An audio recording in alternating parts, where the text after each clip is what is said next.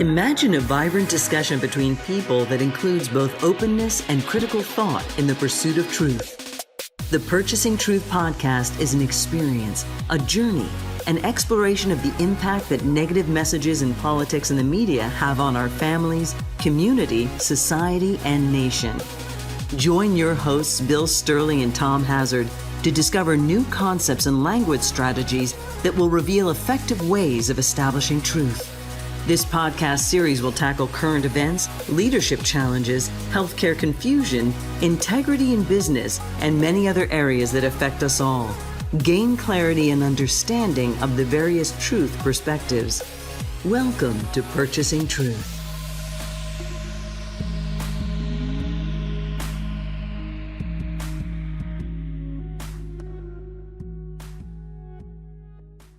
Welcome back to Purchasing Truth. I'm Tom Hazard, along with your host, Bill Stierle.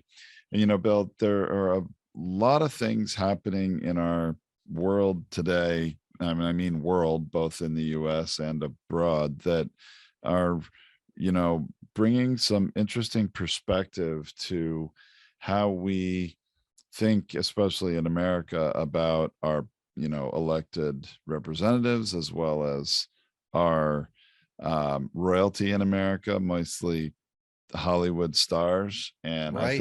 I think there's Yes. some interesting things to, to look at and talk about in terms of not only communication, but, some situational sort of ethics and biases and things like that, that I think would be useful to talk about today. What do you think? Ooh, Tom, I tell you what, there's the biggest challenge that bubbles up in front of us is accountability. How does accountability look, or how does it really show up? And that's something that's really important, is that how do we communicate accountability through the various things that people say and do, and with that accountability, take that step in the direction that allows us to pick a higher form of integrity and the ability to say something but still be passionate about it, and not flame all the way to the place of anger. And how do we really step into a place of taking the high road with certain situations and stuff, and go from there. I guess it's a good way to say it. Well, yeah, I mean, the high road is certainly something. It seems to be all too often the road less traveled, doesn't it? But then the other aspect is, in America, we seem to hold our, TV personalities, our actors, actresses, more more accountable for their actions than we do our elected officials. It seems the elected officials get an off ramp if they say, hey, well, they knew this about me and they elected me anyway. And then that's kind of a license, Right, to go on and do whatever that, thing is that is we find not acceptable, we're not willing to live sure. with as a country rather, if it's Sure. an actor. Yeah, I appreciate that. The accountability of celebrities is different than the accountability of politicians.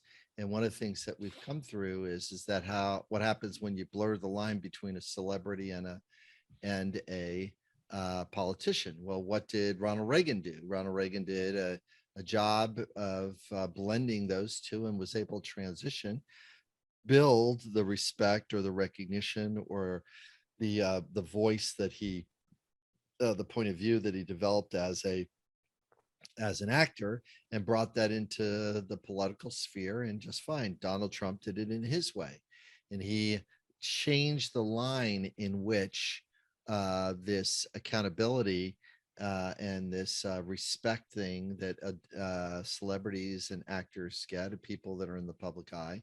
And what does it mean? Well, we're seeing that play out, and we will know, how that plays out with Dr. Oz, in the upcoming election, and to see how that's going to work. And a lot of times when something bad takes place, how do you put it behind it? How do you put it behind us? I've heard that on several, things. Oh, well, Will Smith got 10 years away from the Oscars. He can't present, he can't attend, and that's the payment. That is the punishment.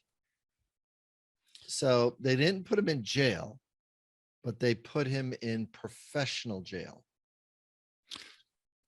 Definitely has some professional consequences. And I think that, quite honestly, this is a good example of America as a whole, or the powers that be, at least in Hollywood, for fear of backlash among potential consumers of their products in Hollywood,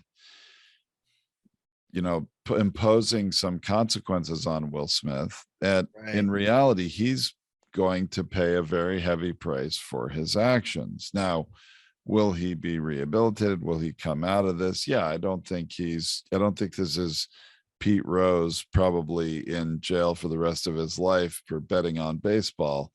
But I mean, actually, that may be another good example of holding our people accountable. That is a great example. But we hold our celebrities, our royalty in America, actors, sports figures, we hold them to a higher level of accountability than we do our elected representatives. And it's so strange. I mean, even another one, Brian Williams, NBC News, stretched the truth, embellished an experience while reporting in a war zone, if you will, and he lost the NBC Nightly News anchor position for that. Now, that's before the era of Trumpism, before Trump even decided to run for president. But I remember a relative of mine, when I'm having a debate with him, saying, Brian Williams, hopefully he'll be back. It's like, no, he should never be back. He lied, was the big thing he told me. Like, he lied. Like, oh my gosh, he lied. And we cannot tolerate that as a country. Newscaster that lied. And then we end up electing Donald Trump to be president, who lied, habitually. And I don't think that's a stretch of the truth, but that's right. Somehow, because he was elected, that makes it okay. It's very, very troublesome. I mean, because our politics are identity politics. The human beings, we want to root for a team. We want to be on a side. It creates a form of certainty and stability for us. It stabilizes our world. See, if we go back 100 years and we're sitting in 1922 rather than 2022, the world is in a very precarious place, like it is today. 100 years ago, where they were dealing with the pandemic, we're dealing with a pandemic. They were dealing with the war, World War I. We are dealing with a war that hopefully doesn't escalate into another war on top of the war, which what happened last time, because you don't want a country to really collapse because they can't hold themselves together, and then they have to fight, because that's what human beings do when they look like that they have no way out. And this is very, very problematic, because we've got to figure out how we can get an off-ramp to get out of the current circumstance that we're in Ukraine with a nuclear power, without tilting it all the way across, without a road back. And the Will Smith is facing a 10-year road back, 5-year at best. Vladimir Putin and Russia is facing a 20-year road back. Minimally, the country is, because how do you reestablish trust unless they turn on the dime against him and the rest of the folks at the top? Then all of a sudden it's like, are you going to clean house or not? That's what the rest of the world is going to say. Are you going to clean house with people? And then is London and is England going to be accountability for being the money laundering capital of the world? Are they going to be held accountable for laundering, Russian money? Are they going to do it? So it's really strange, our little topic about nobility here, but we've got to figure out the word noble. We've got to wrestle with that, because is it noble that Will Smith slapped somebody for someone telling a joke about his wife's hair, and therefore by an extension her medical condition, by extension his respect somehow switch got flipped, his protection a switch got flipped, and he went over and slapped somebody? Well, there are hundreds of thousands and maybe even a million people in Russia would say, yeah, it's okay. I hope Putin launches a missile at those Ukrainians, nuclear missile. There's a million people that are going to justify that Team Russia is okay with that action. We're sitting here going like, wait a minute, that's not. Can we possibly get a hold of our compassionate mind to not go there? Well, the problem with the situation with Russia and Ukraine is that, we have a very different perspective than the Russian people as a whole, because the information, the dissemination of information in Russia is tightly controlled. And it's the average Russian citizen does not have the ability to, see things from our perspective outside of Russia looking at Ukraine. So it's a very different situation, and they don't really see the problem with what Putin's doing. They don't see that Right. he does need to be removed from power and replaced. And you're right, Bill, that's probably the fastest path to rehabilitation in the world order of things. Oh, I and think, they're yeah, I think that's financial, because what did I just financial. see yesterday? That Russia has actually now defaulted on some of its foreign debt. And that is a line really that's catastrophic economically for Russia. Right. See, that's what happened to Germany at the end of World War One, is that, we crushed their economy, and that allowed the next level of tyrant to show up, and the challenge is that when an aggressor starts down that path. Now, a lot of times people think that having compassion and empathy for Putin is an attempt to save or rehabilitate him. That is not the action. The action is, how do you do the protective use of force? And the protective use of force is, and compassion gives us an off ramp. How would have America been different if we arrested Osama bin Laden rather than kill him and brought him to trial? How might have that went better? That we do not take our grievances out by killing people. We take our grievances out through the long arm of the law. We use the protective use of force. We don't shut the person up by killing him.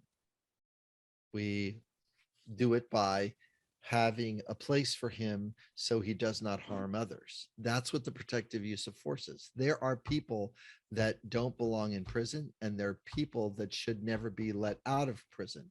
Why are we not applying that standard? Because we don't. We let people out of prison that need to stay there. And we hold people in prison that really don't belong in there. So this is what real nobility looks like, is to know where that line is. That's what nobility should stand for, not who's got the biggest pocketbook and who has the greatest popularity. It's like, it's really it's really unsettling. And or who has the best bloodline, that's who you give the money to.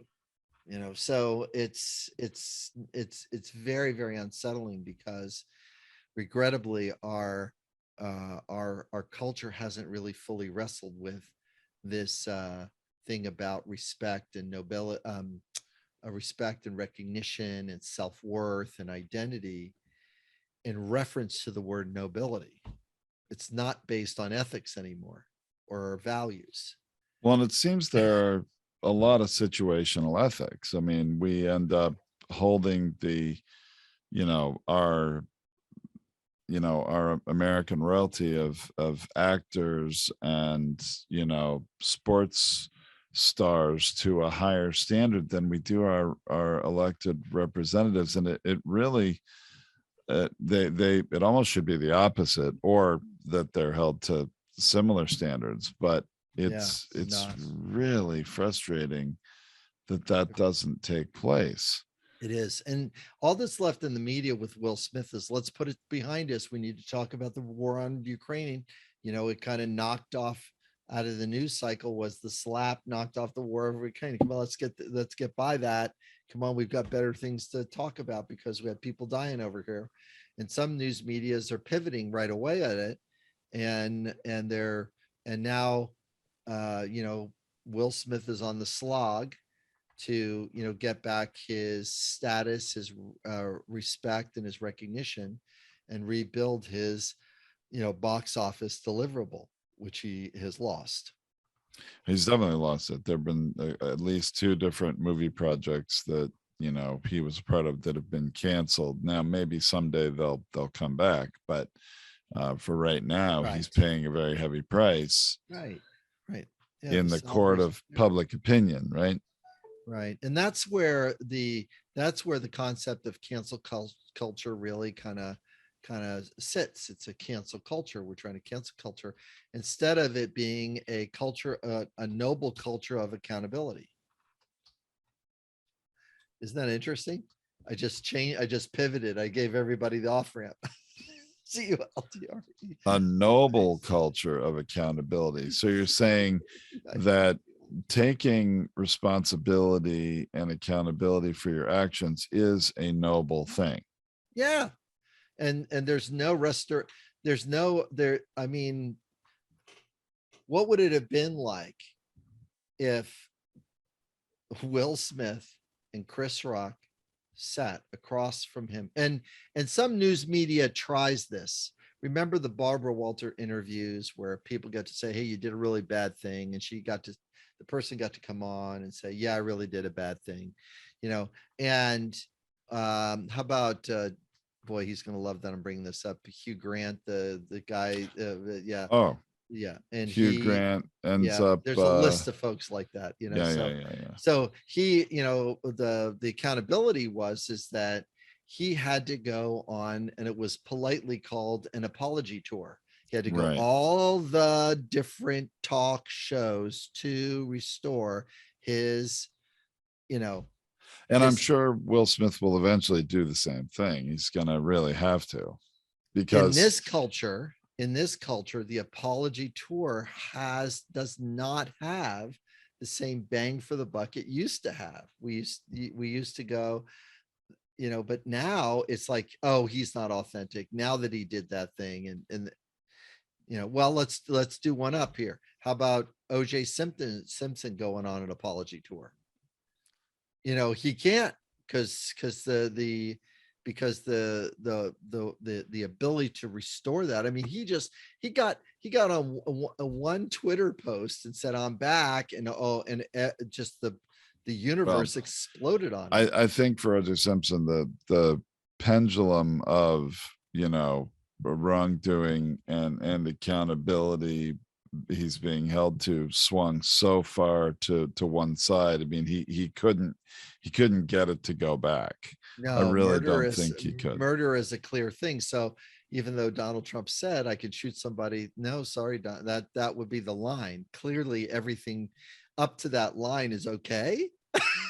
It's like that's the culture that we're dealing with. Okay, so let's turn the dial towards restoration of respect and integrity.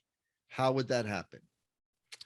Will Smith sits across of Chris Rock and they have a conversation about how what happened between the two of us is endemic to society, and how his emotions, Will Smith's emotions, got the best of him. And he took an action that affected respect and affected, uh, you know, safety and protection and civil discourse. Actually, I think if Will Smith and Chris Rock did that, if they were, willing to get together and even with some sort of facilitator, moderator, whatever, have that kind of discussion and make it public, it would go a long way toward repairing Will Smith's brand damage that has occurred here and his career. And actually, it's kind of reminding me of during the Obama administration. You remember when there was a clash between a police officer and a Harvard professor? I think it was in Cambridge, Massachusetts. That's right. And the president made uh, a what I would think is a similarly emotional reaction from the podium at the White House, calling the actions of the police officer stupid. I think he used that word, that the officer acted stupidly or something like that. Ended up being really an appropriate thing to say. But what did the president do to repair his brain damage and try to bring restoration to the whole thing? Had the two gentlemen come to the White House and have a discussion together. Right. And it's an interesting, thing that happened. And then boom, this was resolved and everybody understood each other a little better and everybody moved forward. Right. Closure and getting, getting those moments to slow down and really have the civil discussion on the back end of let's call it a tragic moment, can really make a big difference. How our society does that, we don't do it anymore. That's how our society does it. We let both media, biospheres get polluted with new beliefs and new biases and new opinions. And it's a rating machine. It's a click machine towards engagement of money being spent, instead of going like, how do we go into a place of restoration? What does it take to have Isn't that interesting, Bill? Think about again, coming back to something you said earlier in this episode, accountability. Yes. Think about the inherent accountability that exists with the Will Smith situation. Will Smith is not going to be able to come out into public, promote any future movie on any late night talk show, or do anything in public without being asked about this incident until he addresses it. He just, there is an accountability that inherently is going to happen, whether he wants to do it or not. Anywhere, if he goes out anywhere in public or he's on any not red carpet or, whatever it might be that he's in public, he is going to be asked about this incident. You cannot avoid it. And unless he addresses it, that's always going to be hanging out there. And that kind of accountability, it's the path. It doesn't exist elsewhere, though. There is such, especially if you think about, Mitch McConnell. No, we're not going to vote on Merrick Garland because this is an election year and we're going to wait for the people to have a say in who should pick the next Supreme Court nominee, and the next president will do it. Well, that worked for him when President Obama was in office. But then when President Trump is in office and you have Ruth Bader Ginsburg dying literally on a much shorter time frame before an election where there would be a new president, well, no. This is better for us. We're going to win. Our team wants to win. We're going to fill that spot now so we win. There is a lack of accountability for integrity of what you established as rules here, and then here there's no rules. He gets away with it. I mean, I know that's a very Yeah. different situation, but No, there's not definitely really. a No, double standard of accountability going on, right? yeah, In in America. in the political world, it has turned a little bit into that make me. I'm going to break the rules, make me be accountable. It's like there's a very strong energy about that, and I'm going to protect my side no matter what. Loyalty has moved ahead of nobility. Hmm. It's really upsetting. The you're not Loyalty does it has a certain bandwidth. It's important to have a certain to say, I'm going to have your back, I'm going to fight with you, unless what, you see what I mean? Yeah. Well, it seems Unless loyalty has what? moved ahead of the rule of law in many cases, because you've got lots Yes. of high level administration officials from the Trump administration absolutely ignoring subpoenas to testify before Congress. And they're saying, like you just said, make me. Make me. So, and those folks that are doing the make me sentence are out of integrity and not, not in a place of kind of respect and recognition. One of the things that we can, continue the discussion about here is about restoration. How do we restore nobility and truth to where it needs to be, towards the top of those lists of ethics and values? And how do you fight for truth the same way you fight for identity, and let identity and truth sit next to each other, rather than saying, no, my identity and loyalty is ahead of your is ahead of the truth. It's But that's where it is. That's a where it great point, is. Bill. These values on the scale, Right. is it the scale of truth, or is it the scale of accountability? I wonder if there's a new scale, Bill. Yeah. Where do Oh, the these scales things change. sit? Yeah, that's right. Where do these things sit? Sportsmanship is okay. Well, our side won. Good luck with that next time. Then sportsmanship says, yeah, that's too bad for your side. It did go our way, instead of ha ha ha, we won. It's like, oh my gosh. It's like, oh, that's, can you imagine a group of kids, yeah, going to the other side? The ref makes a bad call, and a group of 5-year-olds start screaming outside, ha ha, we won. And everybody knows that the ref made a bad call or was biased or whatever. It's like, and then what would the parents do? They're outraged. But would they do anything? These days, no, they would be they'd be yelling with the kids in a bullying kind of way. So we have a lot to go. We have a lot to do to reorder, things like respect and recognition. That is a really, to me, Bill, that is such an epiphany. It's almost like That, the reordering of values. I think that might be our next yeah, episode. maybe that's something we need to get to here, because it does seem that there has been a shift, and maybe you call it evolutionary shift. Maybe that's a fair way to put it.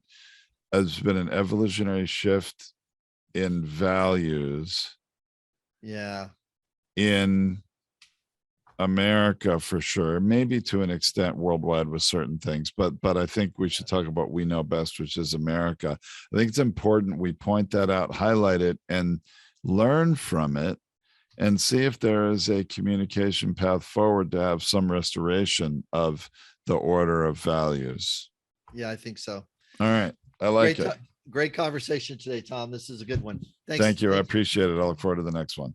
thanks everybody for listening.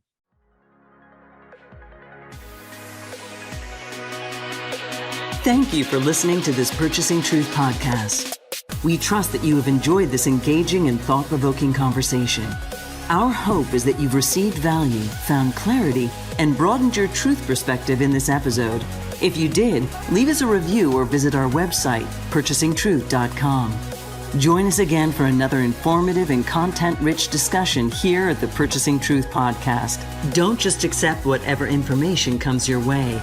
Join the discussion. Discover your own voice. Purchase your own truth.